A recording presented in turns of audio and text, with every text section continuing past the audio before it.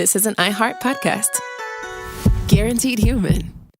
With no fees or minimums on checking accounts, it's no wonder the Capital One Bank guy is so passionate about banking with Capital One. If he were here, he wouldn't just tell you about no fees or minimums. He'd also tell you about how Capital One cafes are open 7 days a week to assist with your banking needs. Yep, even on weekends. It's pretty much all he talks about, in a good way. What's in your wallet? Terms apply. See CapitalOne.com/bankguy. Capital One N.A., member FDIC. All cat parents understand the feeling of being totally ignored by your cat and often thinking, does my cat even love me? There's only one solution to solve that: Sheba. Feed your cat Sheba and go from feeling ignored to truly adored in 12 days guaranteed or your money back. Sheba has a menu of products, appetizers, entrees, treats, and even a kittens menu. So Sheba has a product for even the pickiest eater, like Sheba Puree made with bone broth, a smooth and creamy texture that cats love, or Sheba Grilled, protein-rich formula made with real chicken and seafood. To learn more, check out Sheba.com. Hey everybody, it's us, Josh and Chuck, and we just wanted to say that if you have very strong religious beliefs, I don't know, you may want to skip this one. Yeah, we talk about Satanism in this episode and what seems like glowing terms, but for my part at least, I was just trying to have a little fun with it. So I hope that comes across. Yeah, we have an intellectual conversation about Satanism. How about that? All right, agreed. All right, well, on to the show, Chuck. Welcome to Stuff You Should Know from HowStuffWorks.com.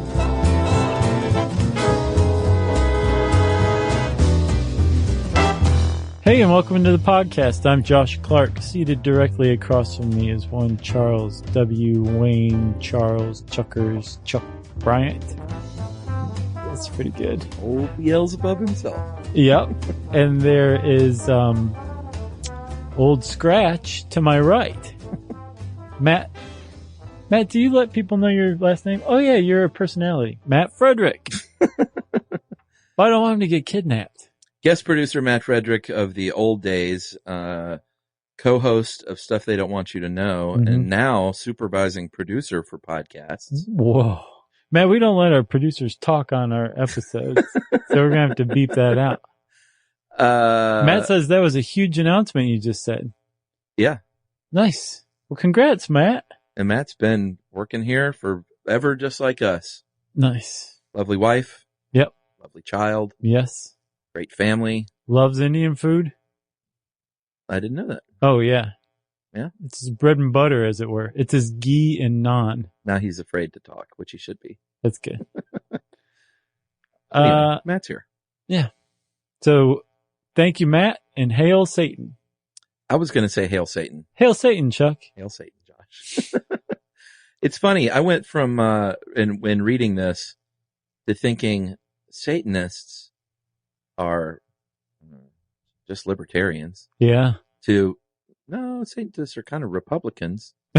And I don't mean that. You'll see what I mean. Okay. Philosophically in some ways. I don't mean, And then I thought, well, I'm a Satanist. Okay.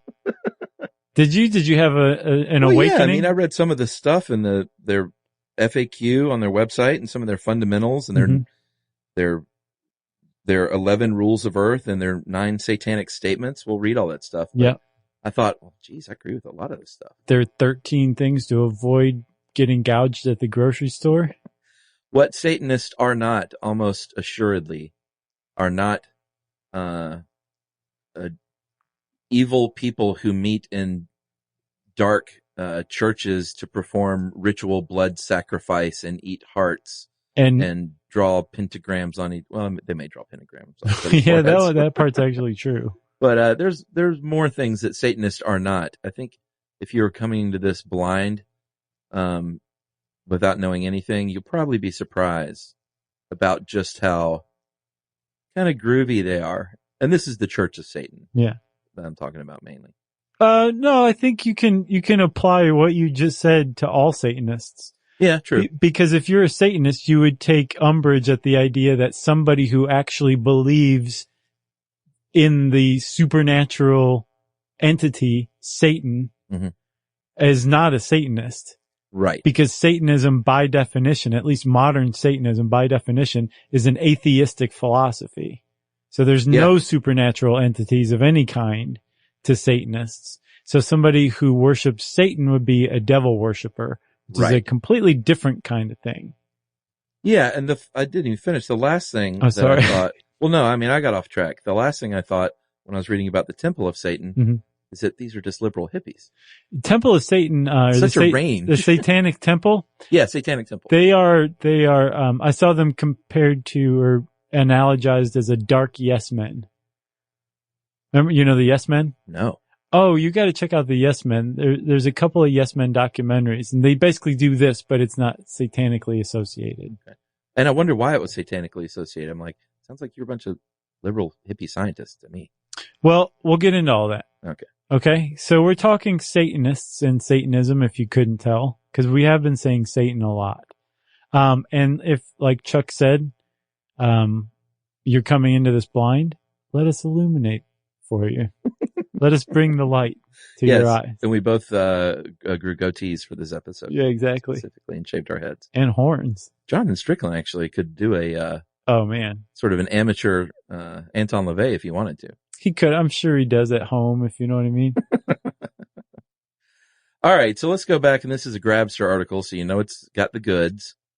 And talk a little bit about the origin story of Satan, which we will lead up to sort of what the modern version of that is. But if you're thinking red guy with a pitchfork and pointy hooves, right?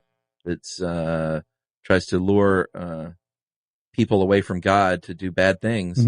That kind of came around later. So we need to go back further to the Hebrew Bible, which the Christian Old Testament is derived from. Right.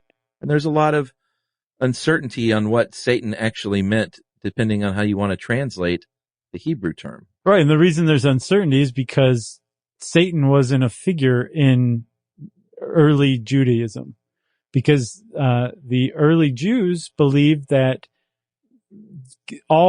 God was all things. God was good. God was evil. God was responsible for everything in the universe. There wasn't what we understand now, or anybody who thinks of the Judeo-Christian ethic now. There wasn't dualism, which is there's good and the bad. There's light and the dark. And they equal each other out. In early Judaism, this didn't exist. It was all in one. So there was no need for Satan, right?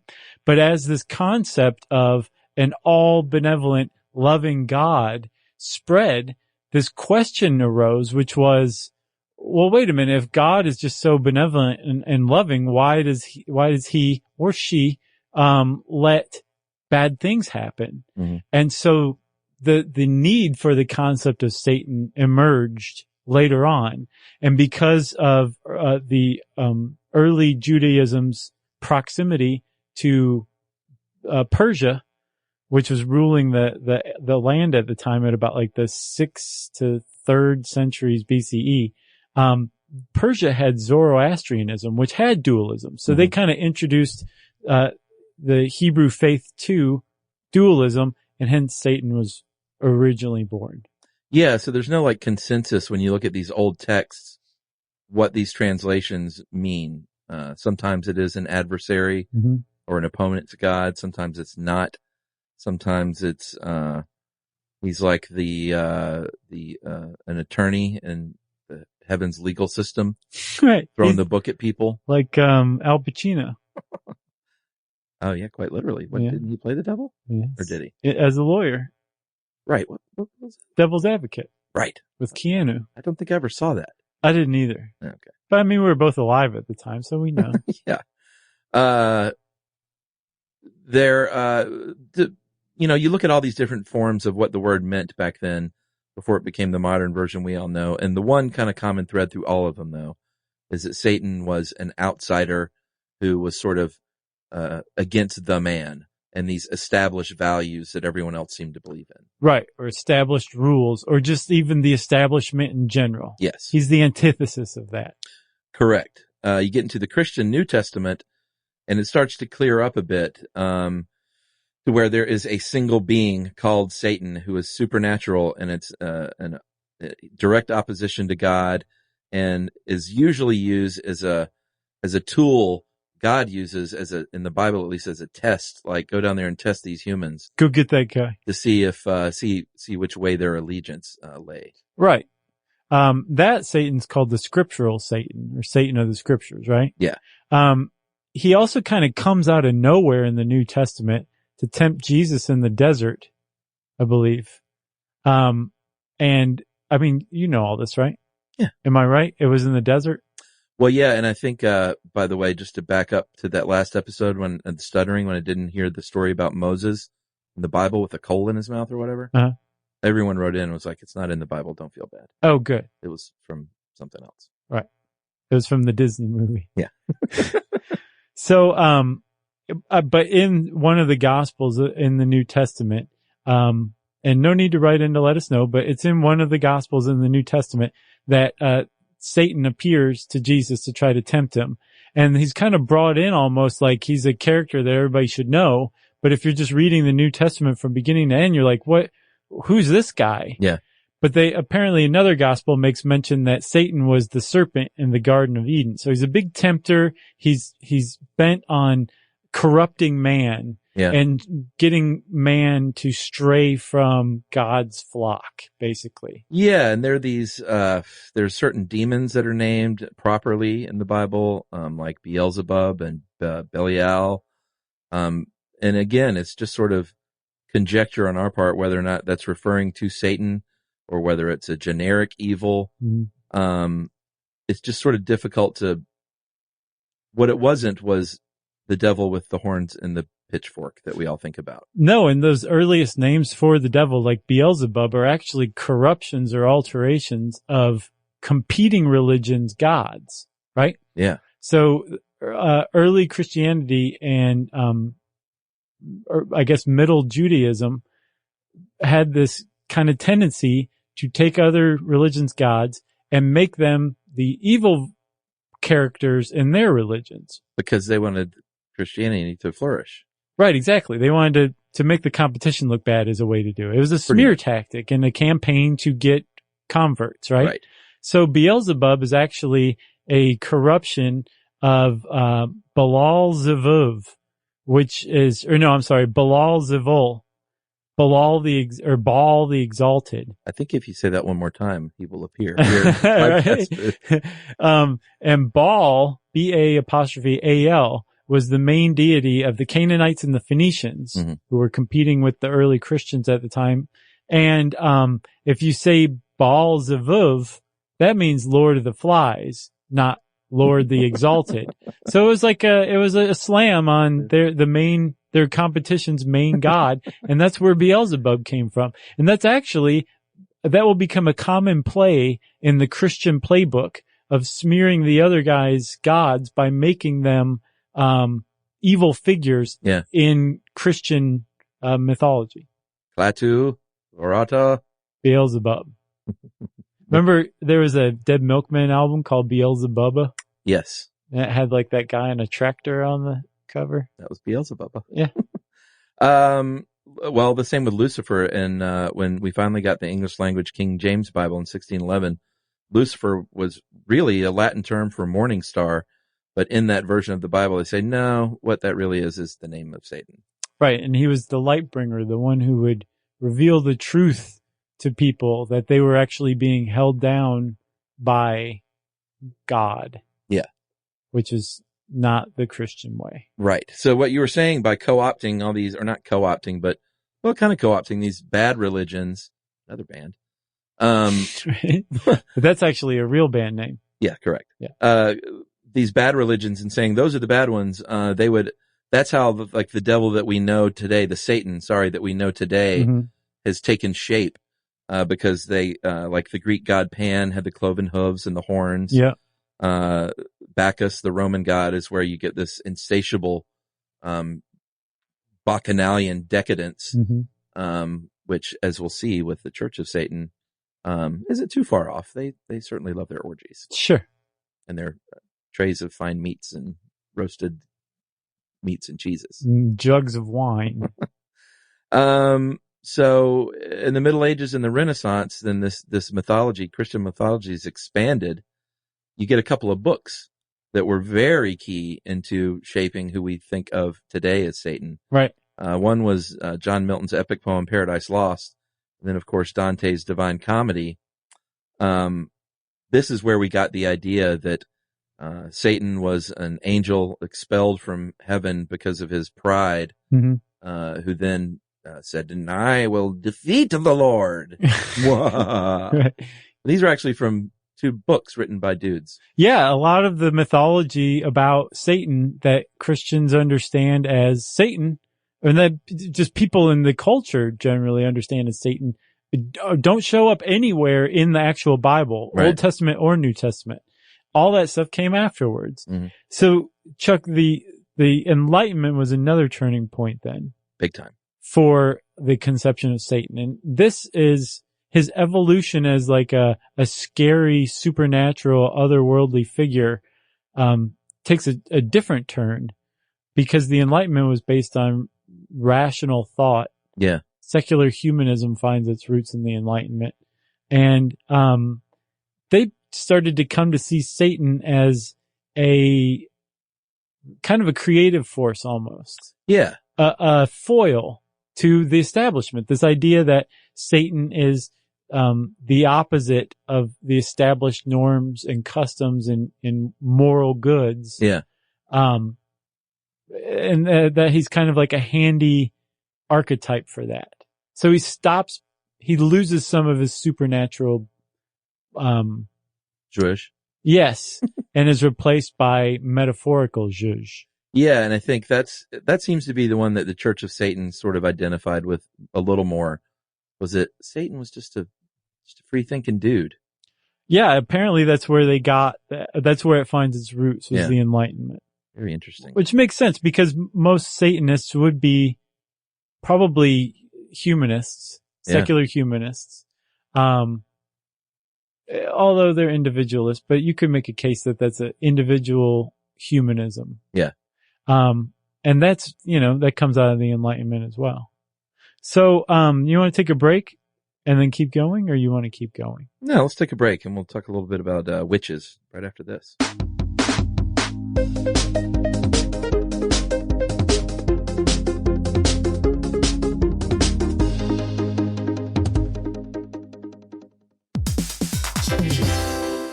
Hey everybody, we're here to talk to you about Wayfair, who believes that spaces should be functional, they should be comfortable, they should be well designed, and they can be well designed by you with their help. Your updated space should feel more comfortable, inviting, and practical for everyday use. And we're talking about outdoor seating. We're talking about grills. We're talking about major appliances. If you need storage solutions, Wayfair can help you out. Patio lighting, rugs, decor. It is your one-stop shop for home. Yeah, it's getting nice out, so it's time to think about living outdoors for the next few months. And Wayfair knows that outdoor furniture, it's heavy, it's intimidating to assemble. So Wayfair has stepped in and said, we're going to handle the hard part so you don't have to. That's right. You can shop Wayfair Verified, your shortcut to the good stuff. And that means their team of product specialists are going to vet everything by hand using a 10-point inspection, testing things like, quality materials, functionality, and features, and even how long it takes to build that piece of furniture. And the overall experience save time, reduce hassle, and improved convenience. Patio season is here, and these deals won't last. So head to wayfair.com right now to get your outdoor space ready for way less. That's WAYFAIR.com.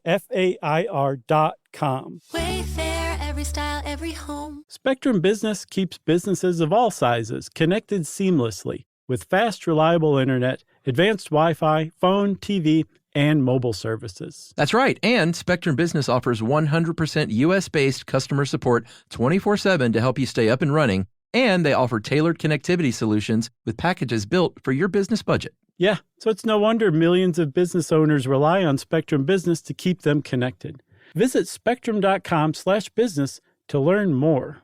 Restrictions apply. Service is not available in all areas.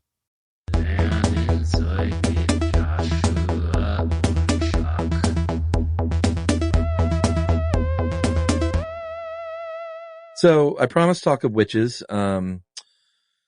We did it that was a long time ago. We did an episode on witchcraft. Yeah. Many, many years ago. Yeah. And if you are a witch or a Western esoteric, you were probably one of 2 groups of people to be accused of worshiping Satan in the Middle Ages and the Renaissance. Basically anything in opposition to organized Christianity was Satan worship. Right. And that's the same thing as saying you're God, you're creator deity Yeah. is like Satan in our religion. It's the same thing. Anything that's in opposition to Christian thought is automatically heretical. And the kind of almost like the lazy shorthand way of describing it is it's satanic. Yeah. You know Satan, he's scary and evil, right? Uh-huh. Well, what these people think is satanic. Yeah, and if you listen to the episode on witchcraft, and I know Stuff You Miss in History class did a good episode on what really happened in Salem, which we'll probably cover that at some point, I imagine. But I think everyone pretty much knows at this point, about 60,000 people, mainly women, were put to death in the American colonies in Europe. And under the guise of being Satan worshipers and witches and practicing witchery. And by all accounts, they generally were, that I don't like the way that lady looked at me in the town today. Or, you know what? I think she stole milk from my cow. Or I want her land. Or my wife is jealous of her. Right. So they're all witches. Let's burn them. Let's throw them in lakes and see if they float. And let's burn them, because if they don't float, then they're not witches, but they drown. And early physicians had more than just a small hand in this as well. They, in accusing, especially like folk healers and midwives of being witches, again, to basically force the competition out. Yeah. Where did we talk about that one in? That seemed more recent. Can't remember. Maybe grave robbing? I think Did we so. talk about that in grave robbing? Feels like it. It does. There were also things called esoteric orders, which were, I don't even know what you would call that today. Basically kind of any group that didn't subscribe to mainstream Christianity. So like the Masons or the Illuminati today? Yeah. And like they were Christian at base. Gnostics. But then they had they had this other occult ideas in addition to it, right? So like the Cathars are a good example of that. They were in, I think, like the 12th to 14th century France, and they were like Christian plus, right? The Cathars means like the pure ones. Mm-hmm. They were so Christian that they felt like just being a normal pious Christian wasn't enough, and you actually had to be baptized again. It was basically like a born again Christian process. Yeah. But in, again, like 12th, 13th century France, they were considered heretics and they were persecuted. You could call them an esoteric order because it didn't follow prescribed Christianity, Orthodox establishment Christianity to a T. It either was lacking some or had extra, and then you're a heretic and hence Satanist. An esoteric order believed in Dan Brown books, basically. Yeah. That all that stuff is true. All the stuff he writes about is about like esoteric orders. Well, and here's the thing though, they were all labeled as Satanists, but there's no evidence whatsoever that any of them were satanic in truth. Yeah. Well, I was reading about the Luciferians. They may have been. Although their concept of Satan wasn't that he was evil, their concept was that he was the one true deity and that he had been tricked into being kicked out of heaven unfairly by a treacherous Jehovah. Oh, interesting. And that it was actually Lucifer who was supposed to be in charge, and that Jehovah was oppressing everybody. So if that's true, then yes, as far as the church goes, that is as satanic as you can possibly get in your beliefs. Yeah. Because they were in total opposition to the church in their beliefs as well. But for the most part, most of these other groups were not in any way, shape, or form satanic as you would think of it today. Well, yeah, and Ed even points out in here, the Grabster, that there's no evidence in world history that there's ever been any long-term organized group of people that worship Satan as some evil entity. Right. That's a huge one. Because that's one of the ways that Christianity was able to smear its rivals by suggesting that they were part of a huge, massive cult, satanic cult. Yeah. And I mean, like, if there's a supernatural entity that's bent on getting you and making your life terrible, and there's actually people on earth who are following this person, it's going to make you stay to the straight and narrow of your prescribed religion even more. Oh, yeah, yeah. Right? Fire and brimstone and whatnot. Yes. I grew up with that, Yeah. I I can't remember which show. I think it was during Satanic Panic. We talked about the Devil Worship House in Stone Mountain. That it was the scariest place I had ever driven past on the way to Steak and Ale. Right. Man, I miss Steak and Ale. Are they done? Surely they're around, right? There's probably like one in Vegas and one in Hong Kong or something weird like that. It'd be funny if the one on Hong Kong was like this retro throwback themed American thing, you know? Yeah. It's like America in the 80s. Right. All right. Well, let's talk about Anton LaVey then. Let's. Time has come. Oh, wait. I want to say one more thing. Okay. So in I think the 14th century, the Knights Templar, another esoteric order, but a military order, were accused of worshiping Baphomet. And Baphomet another name. is Satan with like the goat's head and horns. Yeah. That's the great looking statue they tried to put up in Oklahoma. Right. Well, Baphomet is most likely an alteration or a mistranslation or something of Muhammad. And that it was used to basically include Muhammad as Satan in the Christian ethos when the Christians first encountered Muslims during the Crusades. Yeah.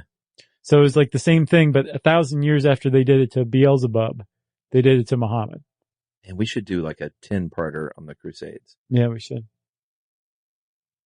Starting now. Just tried to think if I would be up for that. Yeah, I don't know. I don't think so. All right. Can we invite Anton LaVey in? Yes, now he can come in. The ghost of Anton LaVey? It is Jonathan Strickland. So this dude, he's the founder of the Church of Satan, if you did not know that. Look up a picture of him. You've probably seen him before. Bald head, goatee. Like, oh, that guy. You know what does bug me about all Satanists is if you just look up photos of prominent ones or meetings, they're always doing these faces. Yeah. Like you never, actually, ironically, the only one I've ever seen smile in a picture is the current high priestess, whose name is Peggy, which I think is adorable. Sure. This is cute old lady.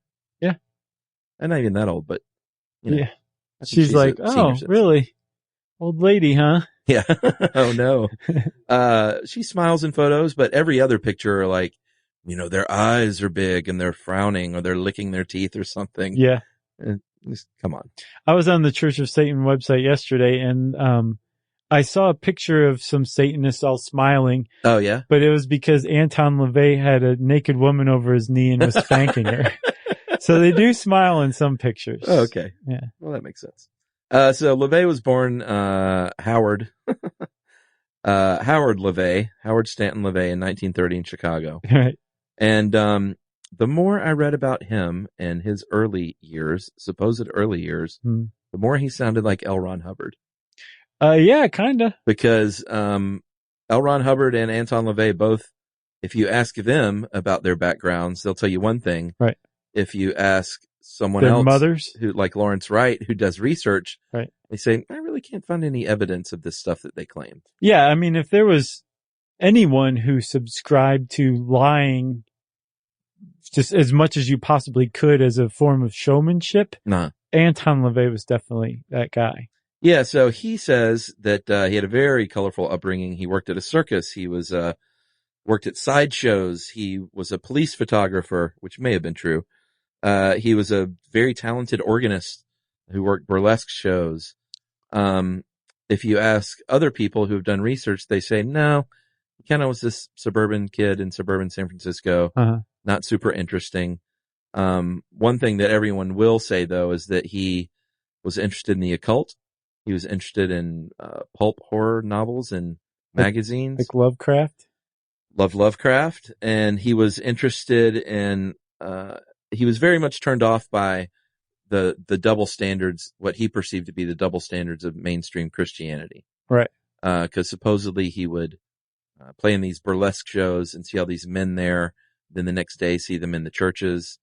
And that had a real impact on him, supposedly, that he was just like, this is BS. Yeah, he didn't like phonies. Didn't like phonies. Phonies drove him crazy. Him and Holden Caulfield. Right.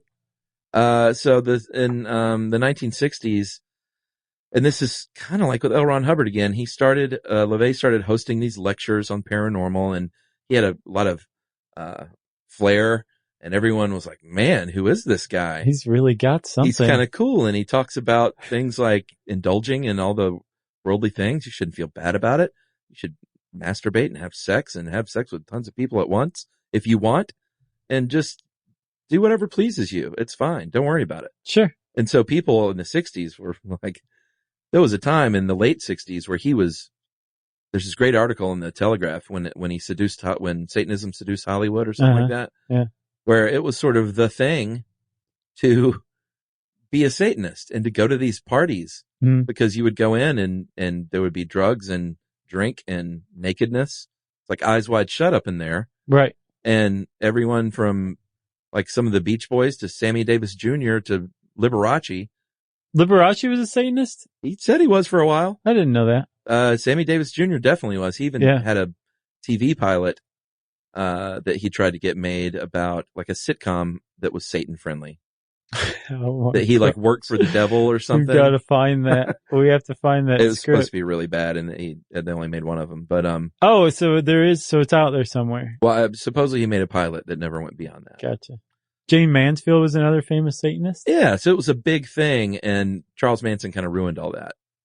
Oh yeah, Manson ruined a lot of stuff. As it being cool. Yeah. To go to the Church of Satan. But at any rate, LaVey was making waves, and in 1966 created officially the Church of Satan, and in 1969 published the Satanic Bible, right? Which is pretty interesting to read through. Yeah. I haven't read it all, but I read quite a bit of passages. So one of the things that he's accused of is plagiarism. Yeah, for sure. And his adherents still to this day, they kind of acknowledge it a little bit, but they more put it like, no, he was building on an earlier work that he didn't really give credit to. But there was a book.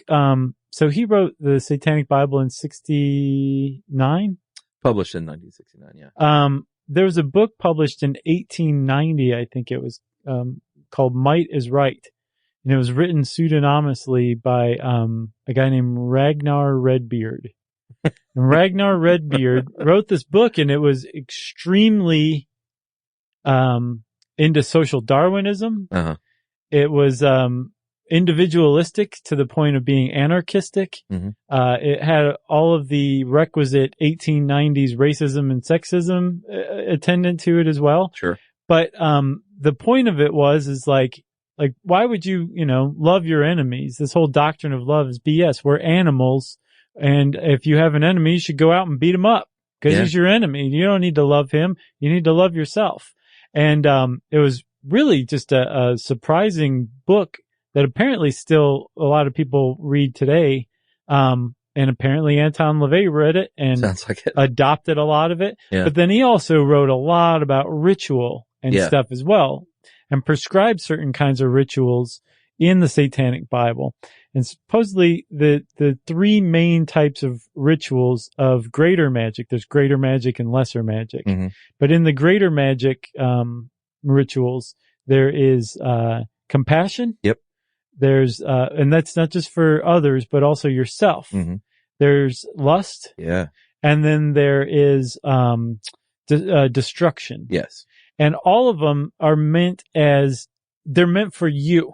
Yeah. The person doing this, they're meant for you. They're meant as what was called the intellectual decompression chamber, where you can just get rid of this baggage that you've got. And they're like, it's nothing more than this little psychodrama that you're performing for yourself to just make yourself feel better.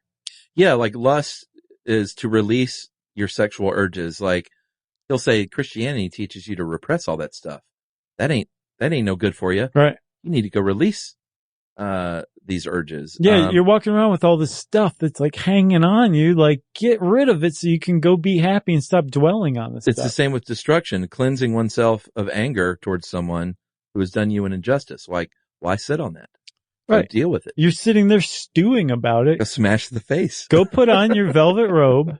Well, no, that's something that Satanism has long been accused of, is like being violent toward others. And I don't think that they say like, no, don't be violent toward others. They even say like, certainly don't owe anybody being nice to them or anything like that. Yeah. But, there seems to be kind of I haven't seen any overt calls to violence. It just seems to be like if that's what you deem as right, as long as you're following these other prescribed paths that seem to kind of avoid violence. That it's more just like it's centered on you. And you need to focus on yourself. And if you focus on yourself, then you're probably going to stop wanting to smash that other guy in the face because you're going to get rid of that baggage. Can I read the 11 satanic rules of the earth? Please. Number 1, do not give opinions or advice unless you are asked. Okay. Not bad. Yeah. Number 2, do not tell your troubles to others unless you are sure they want to hear them. Yeah. Not bad. Number 3, when in another's lair, show him respect or else do not go there. Yeah. Respect someone's home. Number 4, if a guest in your lair annoys you, treat him cruelly and without mercy. Number 5, do not make sexual advances unless you are given the mating signal. That's a sort of, that's a 60s way of saying I'm down with affirmative consent. Do not take that which does not belong to you unless it is a burden to the other person and he cries out to be relieved. Okay. Like, don't rob people of stuff. Relieve me of this glass of Diet Coke. I can't stop drinking it. Number 7, acknowledge the power of magic if you have employed it successfully to obtain your desires. If you deny the power of magic after having called upon it with success, you will lose all you have obtained. That's a little fruity. I didn't even hear that full one. I trailed off so long. Number 8, do not complain about anything to which you need not subject yourself. And finally... Yeah, that's a good... I think that one bears repeating. Oh, wait. I say finally. That's only number 8. Oh, you want me to repeat that? Please. Do not complain about anything to which you need not subject yourself. Yes. Number 9, do not harm little children. Well, you should probably repeat that one too. Do not harm little children because that's a big deal. There are these people that think like, you sacrifice children and you perform sex with children, and that's what Satanists do. And they're like, no. We're not into that at all. No, and one of the things the Satanic Temple, who we'll talk about in a little while, point out is that there have been a lot of cases of people who are supposedly exorcising demons from children, right, who have actually harmed and in fact killed children. Yes. And that there's no, I think we talked about this in the Satanic Panic episode too. There's no documented cases of Satanists harming children. Right. Because they're against it. And in fact, they won't even accept anyone under the age of 18 into the Church of Satan. Yeah, because self-consent is extremely important to Satanists of all stripes. The idea of being forced into, indoctrinated into any church before you can make a decision for yourself really goes against the idea of individual liberty and thus satanic thought. Number 10, do not kill non-human animals. Because like you said, they called humans animals too. Yeah. In fact, they said that we're not much better even than animals. No. Which is an animal reminder. It is. Do not kill non-human animals unless you are attacked or for your food. Like if a cheetah pounces on you, kill it. Yeah. If you want to eat the cheetah, kill it. And then finally, drum roll, 11 satanic rules of the earth. When walking into open territory, bother no one. If someone bothers you, ask him to stop. If he does not stop, destroy him. Nice. Sounds like a Tenacious D lyric. It does, but the way you counted down, it was like a Letterman list. I know. I like that. That was good, man. I miss Dave. I wonder how many longtime listeners we've lost with this episode. I don't know. You want to take another break? Yeah, I mean, there's still so much more, but we got to break at some point. Yeah, we're going to take a break.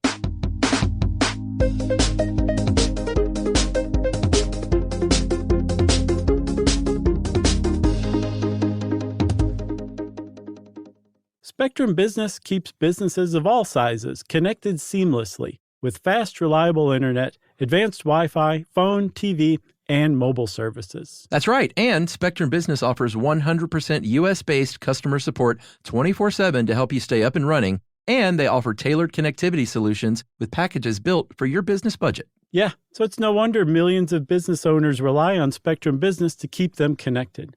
Visit spectrum.com/business to learn more. Restrictions apply. Service is not available in all areas.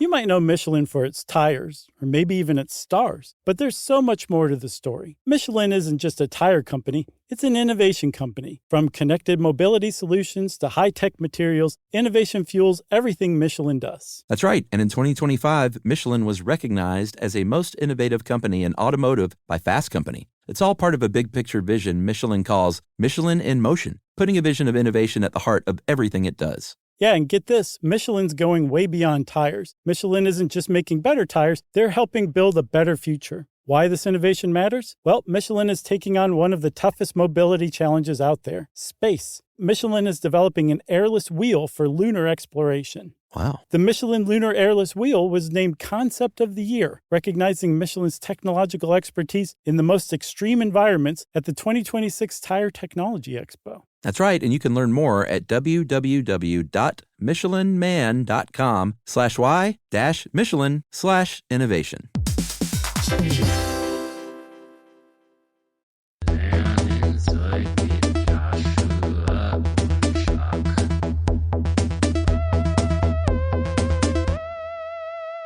All right, Chuck, we're back with Satan.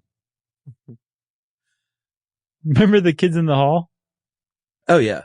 Kevin McDonald, I think, was Satan. Was that him? Yeah. Yeah. That's good stuff. So we've been talking a little bit about the philosophies of the Church of Satan. Just real quickly, there are 9 satanic sins. And again, I hate to say it, but this is sort of appealing to my brain. The 9 satanic sins are stupidity, pretentiousness, solipsism, self-deceit, herd conformity, lack of perspective, forgetfulness of past orthodoxies, counterproductive pride, and lack of aesthetics. A lot of those are really, really tough to explain. Well, I don't think so. Anton LaVey, well, some of them are pretty self-evident, but forgetfulness of past orthodoxies. LaVey wrote this list in 1987, and it's on the Church of Satan website. If you're interested, go check it out. Because it's some of it you're like, oh yeah, it kind of makes sense. 87? 67. 87, I saw. Oh, really? Well, it was copyrighted 1987. So the takeaway is that what the Church of Satan and LaVeyan Satanism, right? What it really is atheistic, anti-Christian ideals. Well, that is something that you said that is really important. The Church of Satan specifically, the one founded by Anton LaVey, yes, has positioned itself as counter to Christianity. It really does not like Christianity. Right.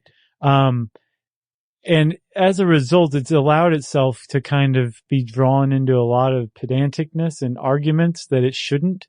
And it almost seems like they feel the need to justify themselves because of putting themselves in that position. So if that kind of turns you off, well then, friends, you're going to love the Satanic Temple. Yeah, and if you were interested in that, you can become a member of the Church of Satan by sending $200 to a P.O. box. Right. That you can find on their website. But you get a membership card and that's it. That's all you get. Yeah, and there's actually a lot of criticism among Satanists of the Church of Satan. Oh yeah. Because they haven't done anything for a really long time. And a lot of people give credit to LaVey for founding the Church of Satan, and that while he was alive, the church was thriving, but after he died, the church kind of died with him in the eyes of a lot of Satanists, especially Satanic Temple adherents that I've seen. Yeah, it's now headed by Peter Gilmore, who I think John Hodgman is actually sort of a pal of his now. I believe that. I have to say it showed a lot of restraint by Peter Gilmore not to change his name to Peter Grimmore. And then, as I mentioned earlier, Peggy Nadramia is the high priestess right now. Yeah. But I agree. Moving on to the Satanic Temple. It's pretty fun because they have something out there called the Satanic Children's Big Book of Activities. Mm-hmm. I think it was given to me by Matt Frederick. It was given to me by someone, but it's called the Satanic Children's Big Book of Activities. And it's wonderful. We talked about that for sure on Internet Roundup. Yeah. For sure.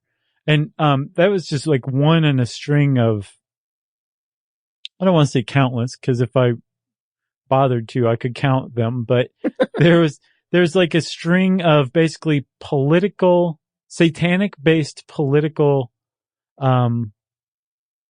projects that the Satanic Temple has taken on that really kind of define who they are, right?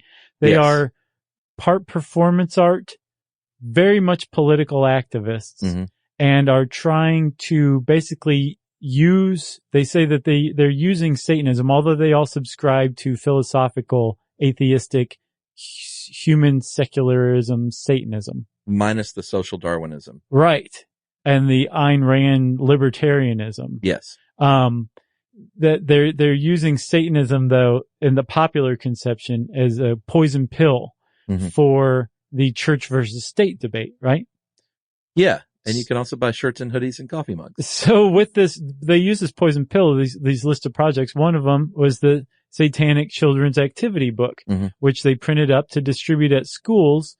I think there was a school in Florida where Christian evangelists were handing out pamphlets at a public school. Yeah. So the Satanists said, oh, well, great. Well, if they can do it, then any religion can do it, because the First Amendment prohibits the establishment of any religion or endorsement of religion by the government. So we can go do it too. So they start handing out satanic stuff. And anytime the Satanists roll into town and say, us too, that usually means that the local city council or the state even puts an end to the implicit Christian endorsement of that's going on. Like usually. Sanctioned Christian endorsement via politics. Yep.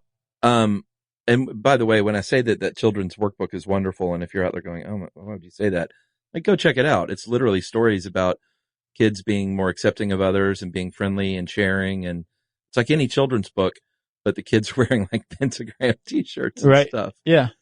Which makes me wonder, like, what about this? Why call themselves that? It seems like they just are, I know they're trying to rabble rouse and get attention, but I think they might get a little further or maybe that's the whole point.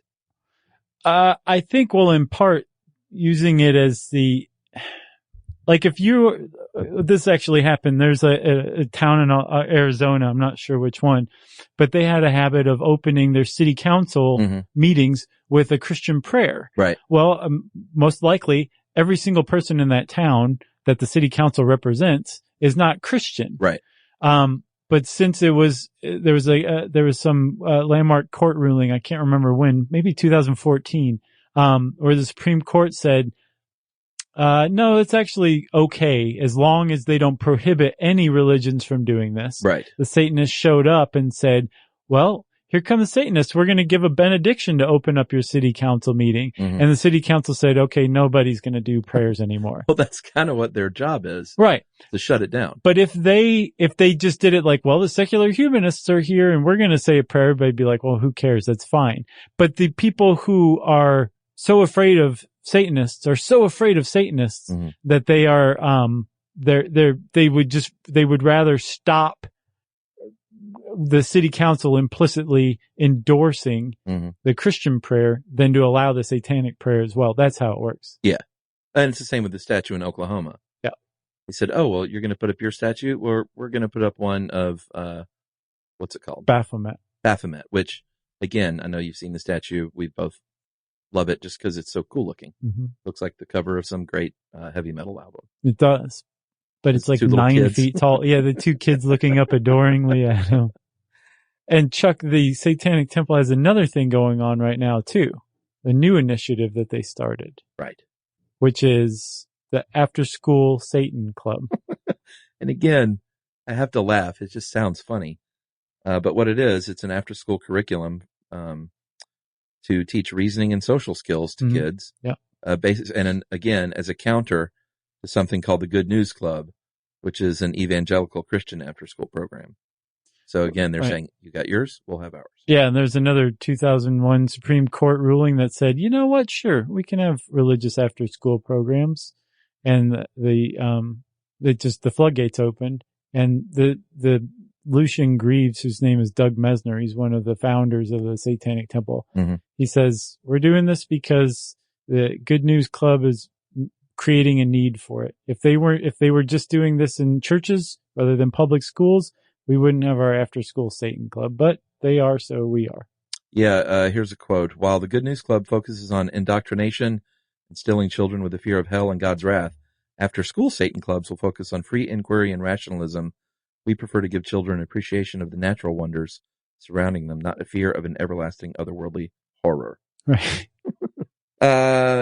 However, being a member of the Satanic Temple or the Church of Satan is not to say that you can just be very much out with it these days. A lot of those folks, even if they are really just secular humanist atheists at heart, they do want to associate with the Satanic Temple or Church of Satan. They, a lot of times, will still keep it quiet, keep it a secret, because you will get people don't get what it's about, and they will think, well, again, people still believe that they, have blood sacrifice and, sacrifice animals and eat the hearts out of goats and things like that. Right. And there have been people in history who have killed in the name of Satan. Sure. And that's who people point to and say, see, Satanists are killers. And it's like, no, that person was out of their mind. Yeah, they were mentally ill. Or they were pretending to be mentally ill so that they would get a lighter sentence, and that's what they were doing, that they weren't actual Satanists. Again, a true Satanist will point out that Satanists are atheists. Right. That they see Satan as a construct, as a metaphor, a shorthand for something that goes against the norms, that questions the establishment and says, how do you know what you're saying is right? Who says? Yeah, and we don't even worship Satan per se. We really, if you want to say anything, worship ourselves. Right. As individual gods. Peter Gilmore calls it itheism.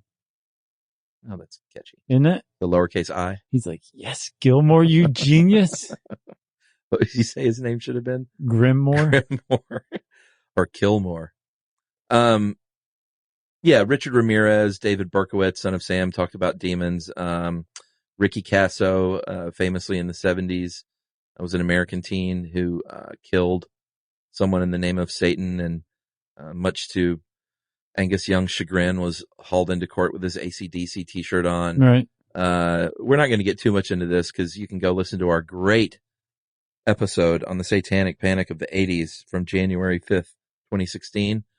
But in short, it was a time where people like Ozzy Osbourne and Judas Priest were making use of satanic imagery purely for gags and selling records.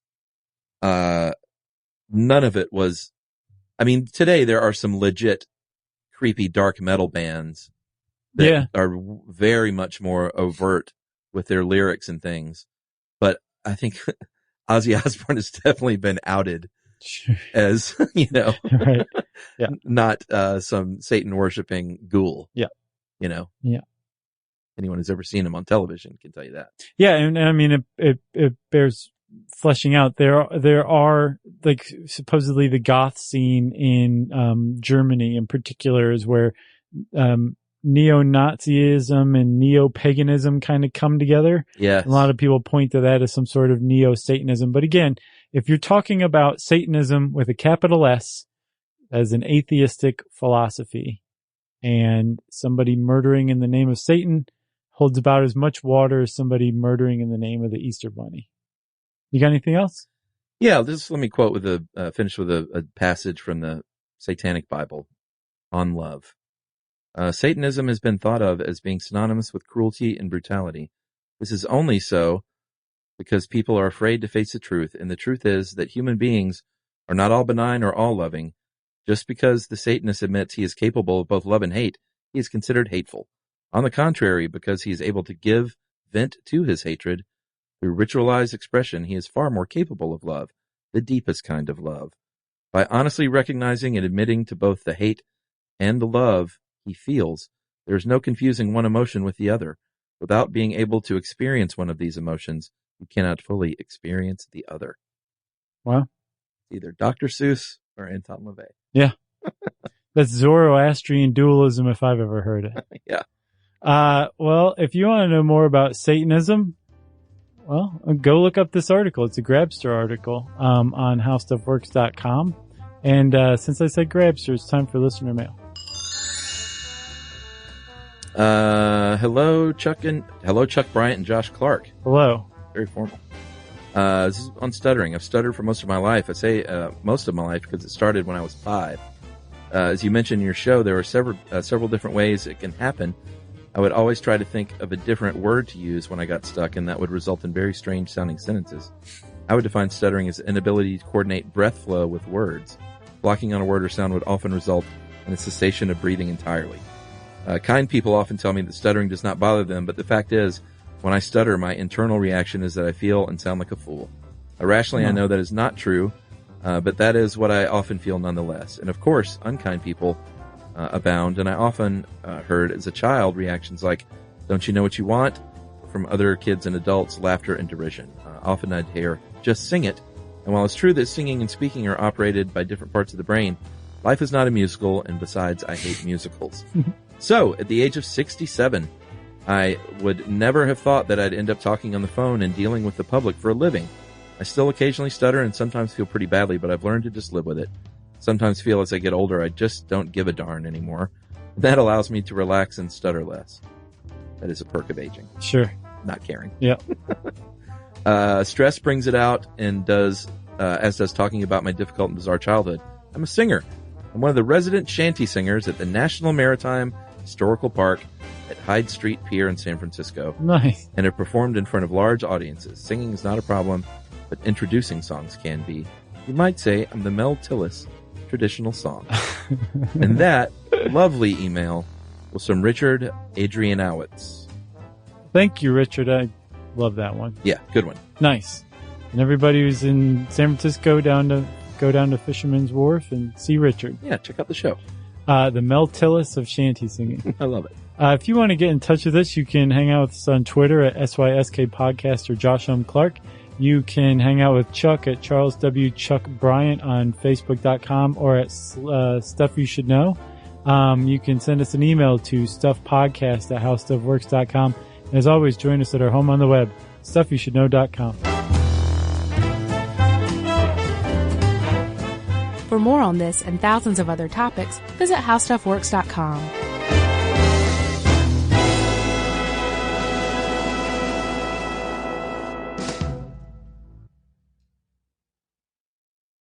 You know, you could be adored by everyone and still completely ignored by your cat. Trust me, I know. But if you feed your cat Sheba, you can go from being ignored to truly adored in 12 days guaranteed or your money back. Sheba has a full menu of products, appetizers, entrees, treats, even a kitten's menu. It's so cute. So Sheba has a product for even the pickiest eater. Like Sheba Puree, it's made with bone broth, they are chef-inspired flavors, it's got a smooth and creamy texture that cats love, and contains no corn, wheat, soy, or artificial flavors. It's food that your cat's gonna love. To learn more, check out Sheba.com. That's SHEBA.com. Introducing the all-new Mazda CX-5, featuring more connection. Hey Google, where's the nearest Pilates class? Safety that has your back. More discovery on the scenic routes. More passion in the details. And more control in changing weather. The all-new Mazda CX-5. More to move every side of you.